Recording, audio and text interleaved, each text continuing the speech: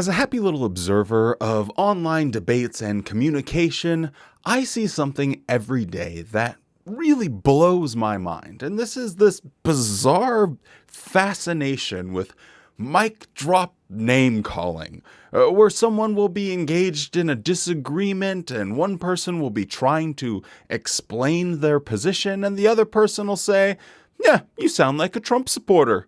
"Yeah, well, you sound like a flat earther." "Huh, well what, are you an anti-vaxxer now?"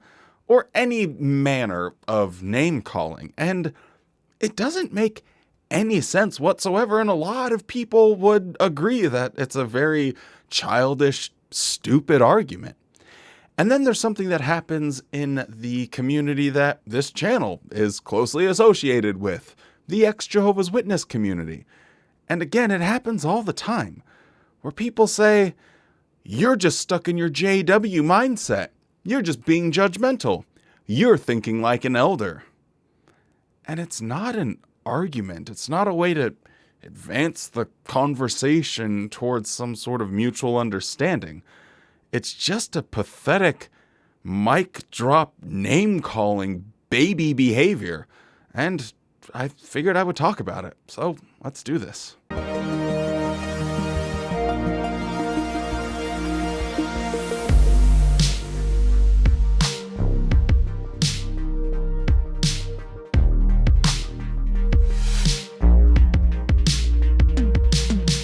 So first off, what are people getting at whenever they're saying, well, you're just stuck in your JW mindset? Well, the Jehovah's Witnesses are known for being extremely judgmental and pedantic about the dumbest things you can imagine.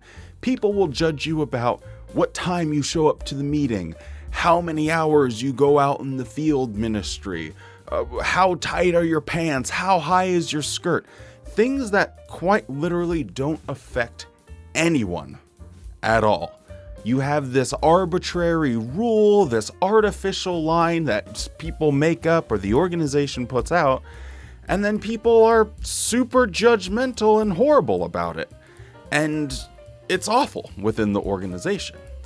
And there's this other aspect where they have this sort of binary ones and zeros, black and white thinking that makes them think, okay, well, this is wrong and this is right, when the world is a lot more dynamic and complex as that. Right and wrong isn't quite so clear, and a lot of times we have to sort of work through and weave through different situations.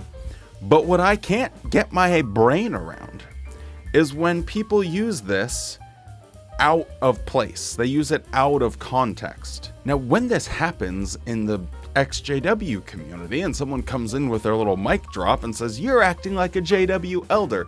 You're stuck in the JW judgmental mindset." A lot of times they're not talking about that mindset of being judgmental against something that doesn't affect them. It doesn't affect anyone for that matter. Completely benign, non-harmful behavior. That being judgmental against that would be a Jehovah's Witness thing. When I was a Jehovah's Witness, I judged two men that walked down the street holding hands and that wanted to have a romantic relationship. It wasn't hurting me, it wasn't hurting anyone else, and yet I was judgmental against them. Not now, but that would be a quote-unquote JW mindset. I completely lost hearing in my left ear, and it is very disorienting. So let me break down why this isn't necessarily a good argument to make, and it's not a one-to-one comparison. So if someone is calling out behavior that they've identified is harmful to themselves, harmful to other people around them, harmful in some way, it goes against our basic principles of well-being. Like, what is going to maximize the well-being of ourselves and other people around us? You know, and they're maybe addressing that. There's nothing wrong with calling out bad behavior. Harmful behavior should be called out. It should be criticized. That's not being stuck in the JW mindset to call out bad behavior. I feel like this is like the most stupid video ever because it seems so properly obvious, but I see it all the time, and it blows me away that people have this idea that, well, no, you can't call out bad behavior. You can't be critical of other people. Well, if that behavior or that person is hurting others, then why wouldn't we be critical of it? Because abusive, toxic, manipulative people, they use silence as a weapon. And guess who are the people that most often use this type of language?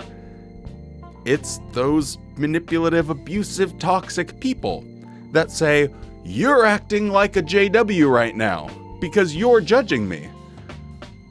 I'm not at all. I'm actually just criticizing your poor behavior. What's wrong with that? And I was talking with a friend about this, and they correctly identified what the person's really doing, and they have experience with toxic people.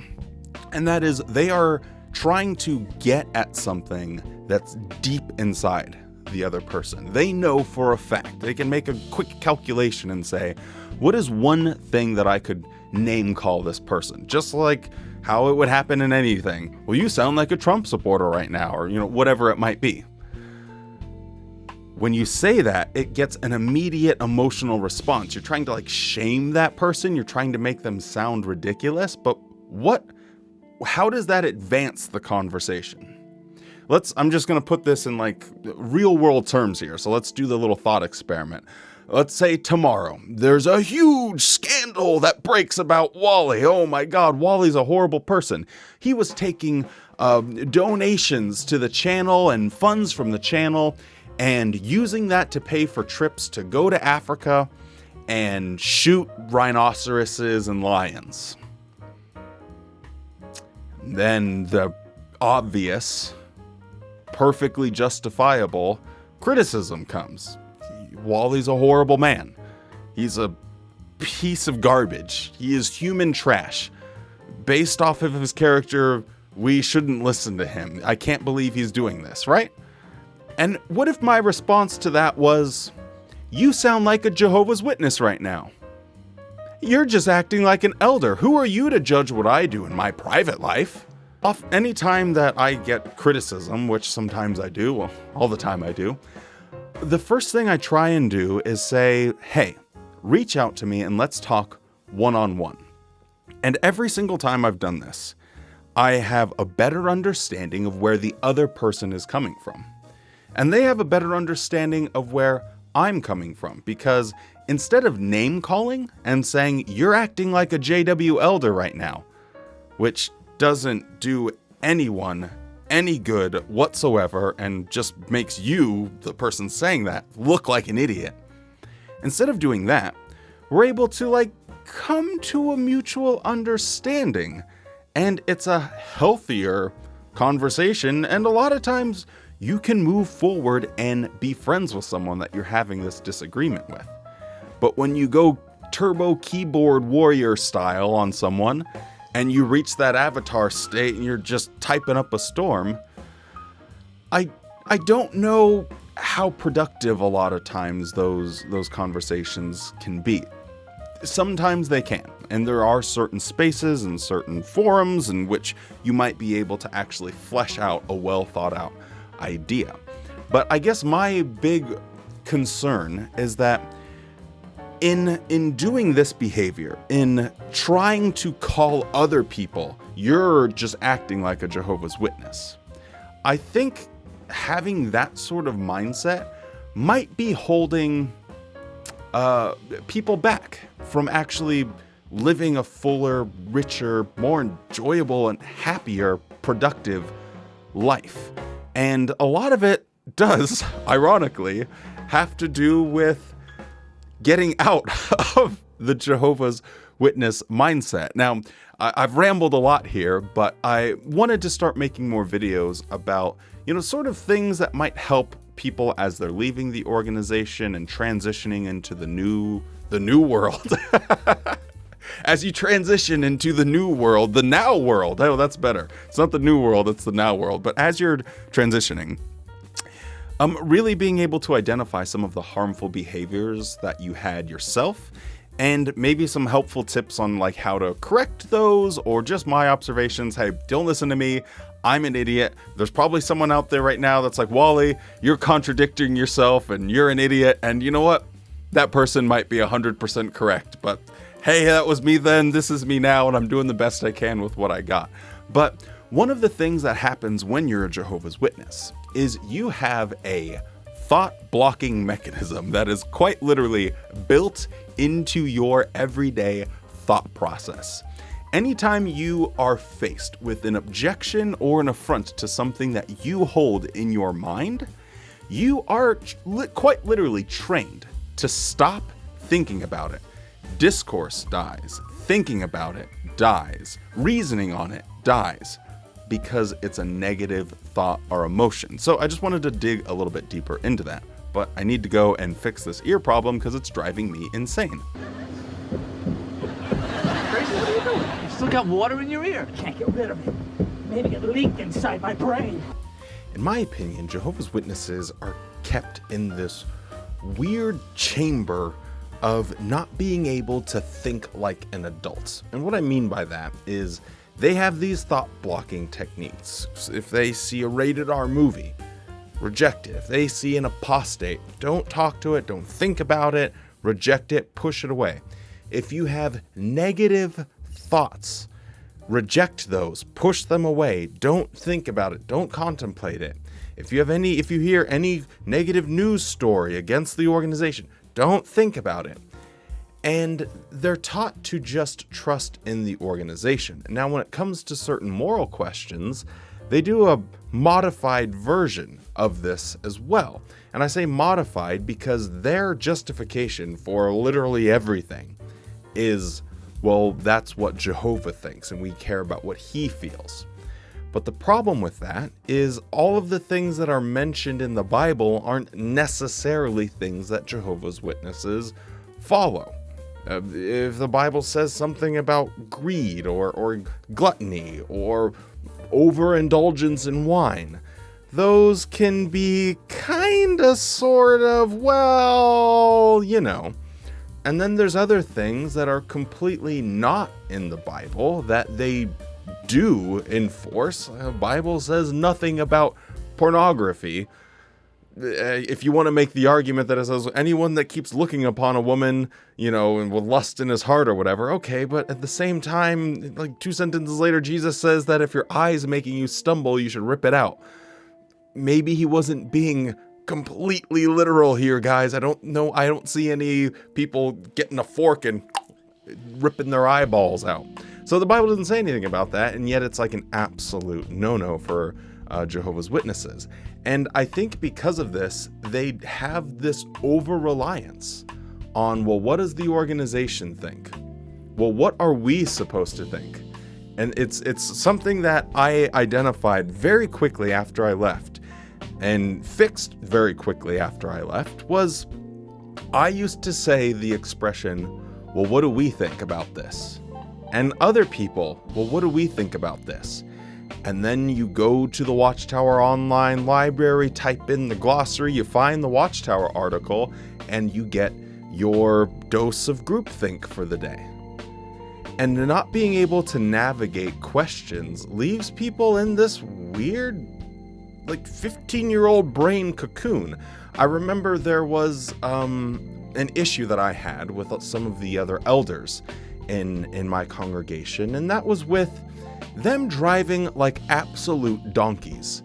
I kid you not, they would be going 50 miles an hour in a neighborhood with children on a weekend. 50 miles an hour. And you can imagine the type of guys, a big old truck complaining that there's speed bumps through this neighborhood. Guess why there's speed bumps there, you donkey? Anyway, and I was trying to like say, hey, I don't think that this is okay, guys, because there's children here. You're putting them at risk. Reaction time, brake distance. You could take someone's life. You could alter someone's life forever just because you want to get to your destination 15 seconds faster. This doesn't make any sense, but they weren't able to compute that. No, it was literally a breakdown of, well, I mean, you know, I've never hit anyone, or I've never done that in the past, blah, blah, blah, blah, blah, blah, blah. And it's like, if you don't pull out a Watchtower or a Watchtower article that explicitly says thou shalt not go 50 miles an hour in a residential zone on a weekend when children are out, they don't get it through their heads. And it's not a good way to go into the real world, having an inability to think through problems and see nuances for things. The world isn't just what Watchtower says. You have to actually take some time and think about the consequences of your actions, what are the ramifications for taking certain course of actions, and navigating the world and trying not to be a butthead to the very best of your ability. Now, I've said before that once you leave the organization, it's one of the best times in your life, because for the first time, you are empowered to actually start making these sort of decisions and asking yourself these moral questions. And it's really fun. It's engaging. It's fascinating. Like, okay, now I need to establish my own versions of right and wrong. And people can do that, and there can be discourse about that, and your opinions can change. They can be modified depending on getting more information. Maybe you're exposed to a different situation and you're like, well, maybe the way I was thinking before isn't exactly right. And that's all great and fine and wonderful, and we can talk about it, and it's awesome. It's great. And then comes along someone that wants to just kill everything. Because instead of having a conversation about, well, let's talk about the morality of this. Let's talk about this. It just stops immediately with this bozo-brained, you just sound like a Jehovah's Witness. I don't sound like a Jehovah's Witness. I'm not stuck in my JW mindset. I'm not thinking like an elder. I'm not thinking like the governing body. I'm asking questions about the morality of a particular situation, and you're not responding. Like, we can have the conversation or not, and if you don't want to have the conversation, I'll just ignore you, and there's nothing wrong with that. That's another one. There's nothing wrong with just ignoring someone. If there are billions of people in the entire world, okay? If someone offends you, if someone hurts you, if you know someone to be hurting other people, if you know them to be someone that you personally consider of low moral character, you aren't under any obligation to sing praises to them and be their friend. You're under no obligation to say, oh boy howdy, I guess I just can't be a Jehovah's Witness and I just have to be okay with everything. No, you don't have to be friends with everybody. There is nothing, you don't have to go on rampages and just act like a lunatic and, just try and destroy people's lives or anything like that. But that's just psychotic and idiotic. But there's nothing wrong with just saying, well, that guy is not my kind of guy. And that's fine. And that can be the end of it. But I just want there to be a elevated discourse. When I'm seeing these sort of things happen online, why can't we just have conversations that are propelling us in a useful direction? And I shouldn't have to say this, but I apparently have to. Well, I don't have to. I'm just doing this. You're probably not even listening at this point, but okay. When we're trying to move forward and be healthier, happier, more productive people, I think getting out of this mindset of name calling and trying to end the conversation by winning versus trying to both gain something from a conversation by understanding Everyone's life will be so much more enriched if you just take a moment. So if anyone has any beef with me, if anyone has anything to say, if anyone disapproves of things I say or the way I behave, if it's about my nail polish, you can bugger off. I like to paint my nails. I'm just joking about that. But seriously, just reach out to me. A lot of times people say stuff in the comments and I'm like, I have no idea what you're talking about. Can you please reach out to me? And I never hear. And I'm like, well, I never hear back from them. I'm like, well, what are we trying to accomplish at that point? Anyway, I hope you found this to be a little enjoyable. It's a little bit more podcast, old school style Wall-E videos. So maybe I need to put these all in a separate file or something. But I hope you guys found this kind of useful. Maybe I will put it in a podcast format. Who knows? Anyway, thank you so much for joining me. If you're still around, don't forget to drop a like on the video and subscribe to the channel. And I will see you next time.